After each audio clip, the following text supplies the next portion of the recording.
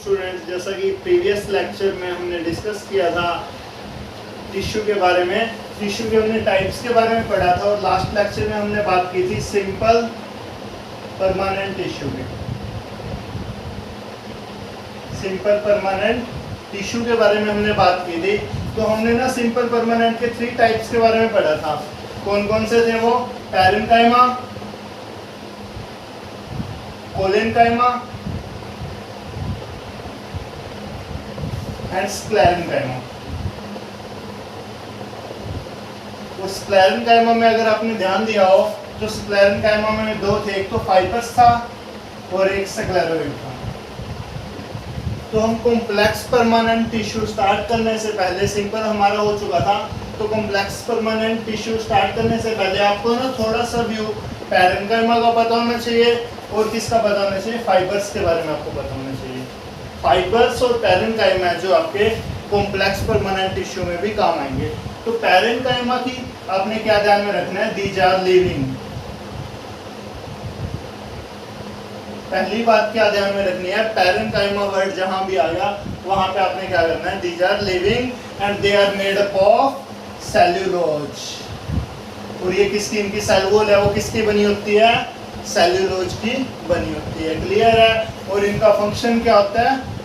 Storage में help करना। Function storage में। सेल वॉल इनकी किसकी बनी हुई है? सेल्यूलोज की। और नेचर कैसा है इनका? They are living in nature. अगर हम फाइबर्स की बात करें तो फाइबर्स कैसे होते हैं? Fibres are dead in nature. Dead in nature. Clear है? ठीक है, मरे हुए होते हैं। और इनकी जो सेल वॉल है, their cell wall is made up of lignin. Their cell wall is made up of lignin. Clear है? और इनका जो डेड होते हैं तो इनका फंक्शन क्या होता है? ये प्लांट को क्या प्रोवाइड करते हैं? सपोर्ट देते हैं।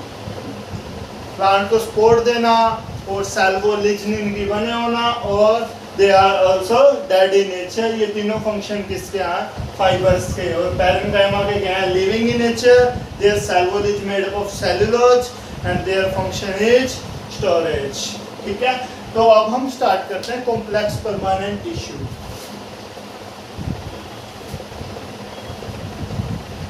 कॉम्प्लेक्स परमानेंट टिश्यू पेपर में क्वेश्चन आता ही आता है यहाँ से, कॉम्प्लेक्स परमानेंट टिश्यू से।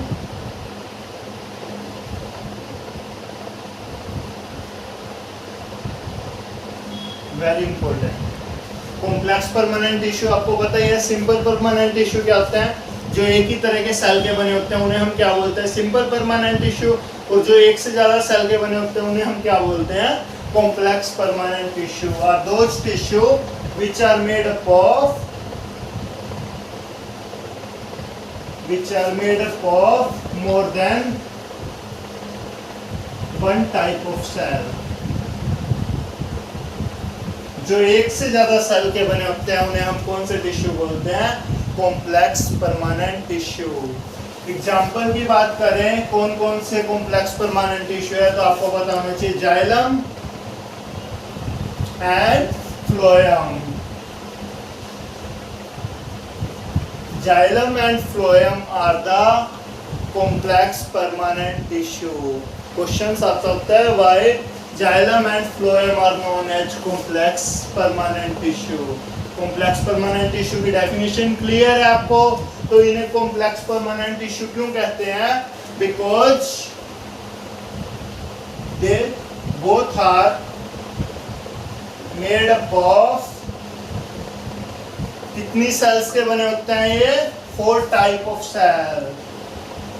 Because they both of made up of 4 type of cells. जो एक से ज्यादा सेल के बने होते हैं उन्हें कॉम्प्लेक्स परमानेंट टिश्यू कहते हैं। जो जाइलम और फ्लोएम है वो कितनी सेल्स के बने हुए हैं? 4 सेल्स के बने होते हैं। इसी वजह से इन्हें कॉम्प्लेक्स परमानेंट टिश्यू कहते हैं।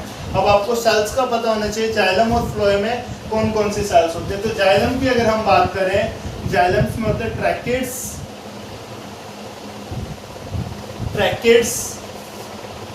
वेसल्स। जाइलम वेसल्स भी बोल सकते हैं आपको। Tracheids, vessels. Third one is the xylem parenchyma and the last one is the xylem fibre. Parenchyma के बारे में बताने की आपको जरूरत है, नीड है? नहीं है। क्यों नहीं है? पैरेन्काइमा के बारे में आपको पता ही है। पैरेन्काइमा लिविंग होते हैं, इनकी जो सेल वॉल है वो किसकी बनी होती है? सेल्यूलोज की बनी होती है। और किस में हेल्प करते हैं? ये स्टोरेज में हेल्प करते हैं। फाइबर्स का आपको पता है, डेड होते हैं और कैसे होते हैं? डेड होते हैं। इनकी सेल वॉल किसकी बनी होती है? लिग्निन की बनी होती है। और फंक्शन क्या होता है? सपोर्ट देना प्लांट को, ठीक है। वैसे ही फ्लोएम्स की अगर हम बात करें तो फ्लोएम्स में भी 4 सेल्स होते हैं। कौन कौन सी? Sieve tube, first one is the sieve tube, second one is the companion cell, sieve tube, companion cell, third one is the phloem parenchyma, and the last one is the phloem fiber. Phloem fiber. Phloem parenchyma के बारे में बताने की कोई भी need नहीं है। Phloem fibres के बारे में, ठीक है, ऑल क्लियर है। तो अब देखते हैं हम डायग्राम से समझते हैं। और जाइलम और फ्लोएम का फंक्शन क्या रहता है वो आपको पता होना चाहिए। 1 मार्क्स में हर बार आता है। जाइलम का फंक्शन और किसका फंक्शन? फ्लोएम का। जाइलम और फ्लोएम का फंक्शन आपको पता होना चाहिए। जाइलम जैसे जल, जैसे जाइलम जैसे जल, किसमें हेल्प करते हैं ये? ट्रांसपोर्ट ऑफ वाटर में, ट्रांसपोर्ट ऑफ वाटर। जैसे जल जैसे जाइलम। दो तरह के टिश्यू है, जाइलम और फ्लोएम। एक जो है वो वाटर में हेल्प करता है, वाटर का ट्रांसपोर्ट करता है। दूसरा किसका करता है? फूड का। फर्स्ट है फ्लोएम, फ्लोएम फर्स्ट है फ्लोएम, फर्स्ट है food. Transport in, transport of food, they help in transport of food. और जो जाइलम है वो किस में हेल्प करते हैं? वाटर एंड मिनरल्स में। अब आपको फंक्शन क्लियर हो गया। जाइलम है वो 4 सेल्स के बने हुए हैं, ट्रैकिड्स, वेसल्स, पैरेन्काइमा और फाइबर्स। पैरेन्काइमा का आपको फंक्शंस पता लग गया, फाइबर्स का फंक्शन पता लग गया, ठीक है। दोनों का इसका सपोर्टेड नेचर होते हैं और ये स्टोरेज में हेल्प करते हैं। तो जाइलम है किसका ट्रांसपोर्ट कर रहा है? वाटर एंड मिनरल्स का ट्रांसपोर्ट करता है। कहाँ से? रूट से लेके कहाँ तक? स्टेम तक, स्टेम से लीफ, कुछ इस तरह से ट्रांसपोर्टेशन करता है वाटर का। तो जाइलम है जो वाटर का ट्रांसपोर्ट करता है वो किसकी हेल्प से करता है? ट्रैकिड्स और वेसल्स की हेल्प से। क्लियर है।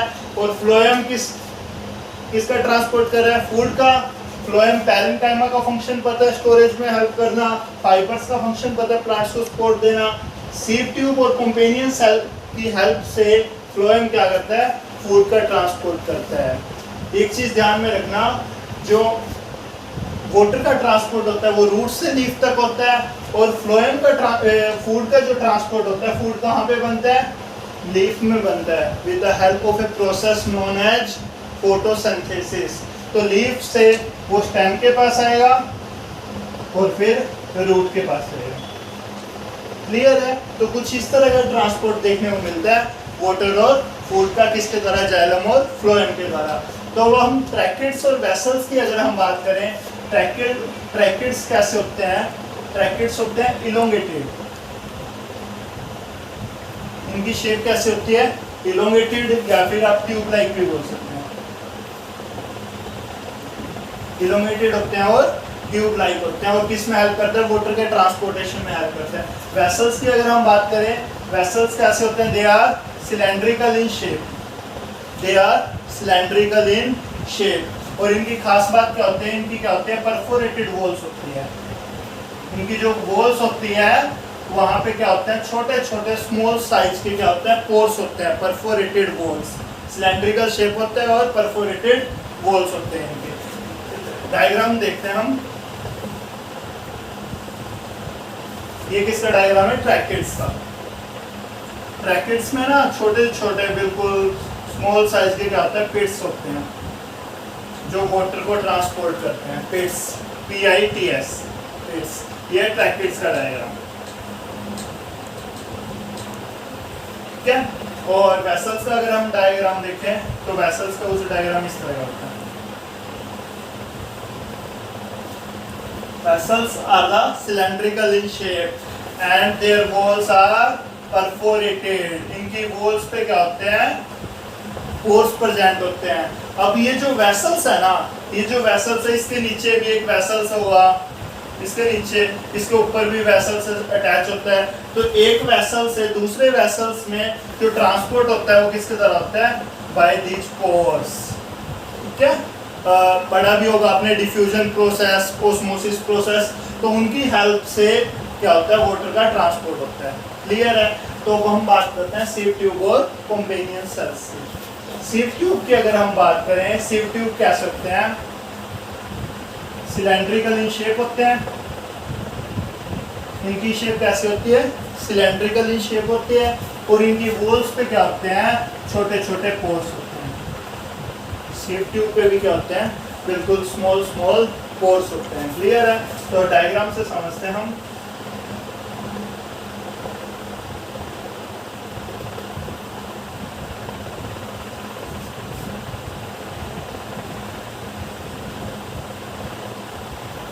ये किसका डायग्राम है? सिव ट्यूब का। सिव ट्यूब,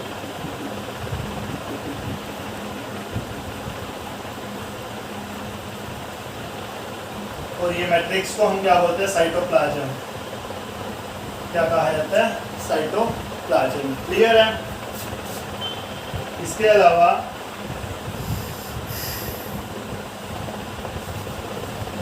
ये आपका सिव ट्यूब, सिव ट्यूब के साथ में क्या अटैच रहते हैं? Companion cell, companion cell. Clear है? कॉम्पेनियन सेल, और कॉम्पेनियन सेल्स में एक चीज आपने ध्यान में रखना, साइटोप्लाज्म तो होता ही है, साइटोप्लाज्म के साथ में क्या होता है? न्यूक्लियस होता है, न्यूक्लियस होता है। अब ये जो पोर्स बने हुए हैं ना, ये जो पोर्स हैं, ये किस में हेल्प करते हैं? फूड के ट्रांसपोर्टेशन में हेल्प करते हैं। बट जितने भी ये सिव ट्यूब की खुद की एक्टिविटी है ना, ये परफॉर्म नहीं कर पाता। तो ये उन एक्टिविटी को, फूड को ट्रांसपोर्ट करने के लिए किस पे डिपेंड करना पड़ता है? सिव ट्यूब को कॉम्पेनियन सेल्स पे अटैच, कॉम्पेनियन सेल्स की हेल्प लेनी पड़ती है। क्यों लेनी पड़ती है? क्योंकि companion sales contain nucleus and you know very well nucleus also called as director of the cell, controller of the cell। Cell की जितनी भी एक्टिविटी है उनको कौन कंट्रोल करता है? न्यूक्लियस। तो फूड के ट्रांसपोर्टेशन में सिव ट्यूब है वो किसकी हेल्प लेते हैं? कॉम्पेनियन सेल्स की। और इसी के साथ में क्या होता है?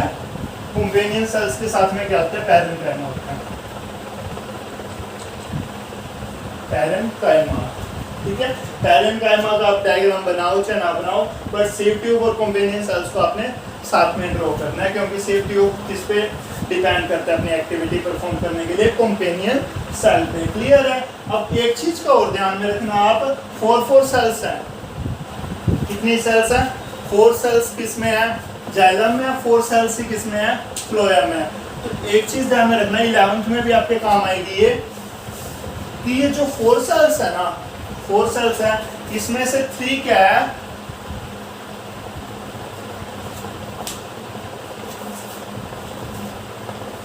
जाइलम की बात करें और फ्लोएम की बात करें तो जाइलम में क्या है? 3 सेल्स क्या है आपकी? नॉन लिविंग है। नॉन लिविंग का मतलब क्या है? Dead in nature. और एक सेल क्या है आपकी? लिविंग है। और इसका बिल्कुल अपोजिट किसके केस में है? फ्लोएम के केस में। फ्लोएम में क्या है? 3 सेल तो क्या है? लिविंग है, और 1 सेल क्या है? Non living. 1 सेल क्या है? Non living. तो हम ना ये जो सिंपल परमानेंट टिश्यू पढ़ा है हमने, उसमें ही हम पढ़ चुके हैं कि जो पैरेन्काइमा होते हैं वो कैसे होते हैं? लिविंग होते हैं, और फाइबर्स कैसे होते हैं? Dead in nature. ये चीज़ ध्यान रखना, आपको पॉइंट क्लियर हो जाएगा। तो फर्स्ट वाले में अगर हम देखें तो कितनी सेल लिविंग है? सिर्फ 1। और लिविंग कौन होते हैं? पैरेन्काइमा। तो पैरेन्काइमा को छोड़ के जितने भी है, ट्रैकिड्स है, वेसल्स है और जाइलम फाइबर्स है, all 3 are dead in nature. अगर हम फ्लोएम के केस की बात करें, फ्लोएम में नॉन लिविंग कितनी है? 1 सेल नॉन लिविंग है, और नॉन लिविंग हमें पता है कौन है? फाइबर्स हैं, वो नॉन लिविंग इन नेचर होते हैं, क्योंकि इनकी सेल वॉल है वो किसकी बनी होती है, लिग्निन की सेल वॉल बनी होती है। तो sieve tube, companion cells and phloem parenchyma are living in nature. Clear है? ये था आज के लेक्चर के बारे में। ठीक है।